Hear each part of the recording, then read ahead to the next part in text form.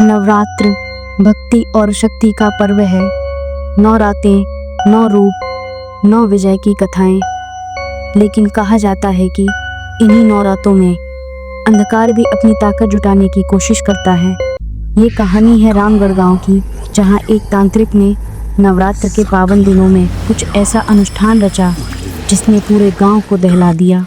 गांव में नवरात्रि की शुरुआत हुई।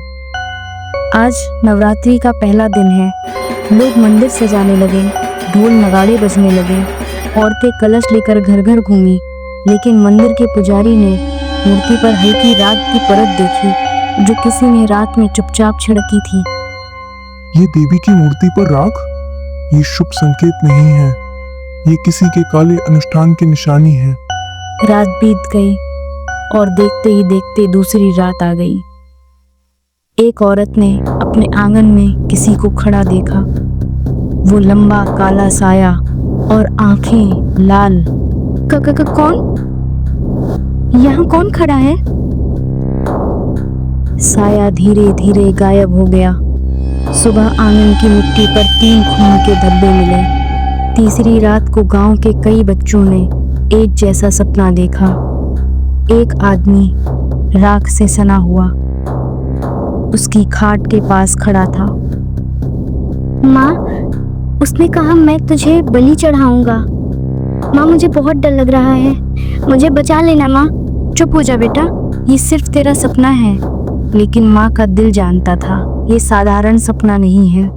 चौथी रात गांव के कुछ नौजवानों ने हिम्मत की और चंडाल हवेली के पास गए। अंदर से आवाजें आ रही थी, घंटी की टनटनाहट और किसी के मंत्र जपने की गूंज। गांव वाला बोला, क्या तुम सुन रहे हो? ये साधारण पूजा नहीं है, ये तांत्रिक का यज्ञ है और इसकी गंध खून की है। गांव वाले डर गए और वापस आ गए। 5वीं रात पूरा गांव डर में डूब गया था। मंदिर की घंटी अपने आप बज रही थी। कई घरों की दीवारों पर लाल हाथों के निशान उभर आए थे। औरतों ने सुना कोई उसका नाम खिड़की के बाहर से पुकार रहा है। पंडित भैरवनाथ तंत्र साधना कर रहा है। अगर अष्टमी तक ये पूरी हो गई तो ये गांव उसकी बलि बन जाएगी। 6ठी रात आ गई। हवेली से तेज लाल रोशनी उठी। गांव वालों ने दूर से देखा, कोई आदमी हवेली की छत पर खड़ा है।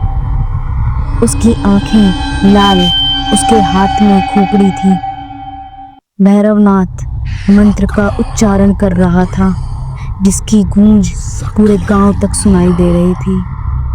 ये नवरात्र मेरा है, देवी की शक्ति मेरी होगी। ये नवरात्र मेरा है। सप्तमी की रात आ गई। भैरवनाथ ने यज्ञ का अंतिम चरण शुरू किया। हवेली के अंदर चारों ओर मोमबत्तियां जल रही थी। बीच में त्रिकोणाकृति जिसमें हड्डियां और राख रखी थी, वह मंत्र पढ़ रहा था।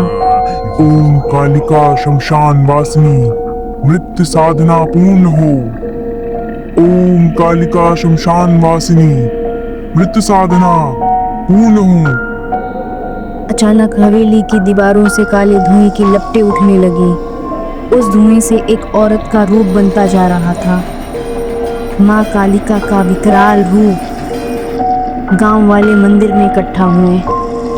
पंडित ने सबको त्रिशूल और देवी की तस्वीर दी।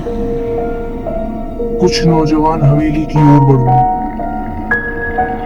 गांव वाला, अगर आज इसे नहीं रोका तो सब खत्म हो जाएगा। हवेली में भैरवनाथ मंत्र जप रहा था। वो हंस रहा था।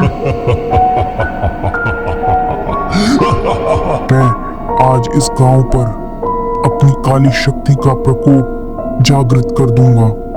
मैं देवी माँ से भी ऊपर बन जाऊंगा और देवी माँ की सारी शक्तियाँ मुझे मिल जाएंगी। आज अष्टमी की रात है, देवी की शक्ति मेरी होगी और ये गांव मेरी बलि। लेकिन तभी मंदिर से घंटियों की आवाज गूंजी। पंडित ने देवी माँ की आरती शुरू की। भैरवनाथ की साधना टूट गई। उसका शरीर जलने लगा। भैरवनाथ चीखते हुए। नहीं, ये खेल अधूरा नहीं रहेगा। मैं फिर लौटूंगा। मैं माँ की शक्तियाँ हासिल करके रहूंगा। मैं फिर लौटूंगा। नवमी की सुबह गांव में शांति लौट आई। लोग मंदिर में आरती करने लगे, लेकिन चंडाल हवेली अभी भी वीरान पड़ी थी। लोग कहते हैं अष्टमी की रात अगर कोई हवेली के पास जाए तो उसे आज भी घंटियों की आवाज और भैरवनाथ की हंसी सुनाई देती है। भक्ति और आस्था की शक्ति हर बुराई पर भारी होती है। नवरात्र हमें सिखाते हैं कि चाहे अंधकार कितना भी गहरा क्यों ना हो, माँ दुर्गा का प्रकाश हमेशा उसका अंत कर देता है।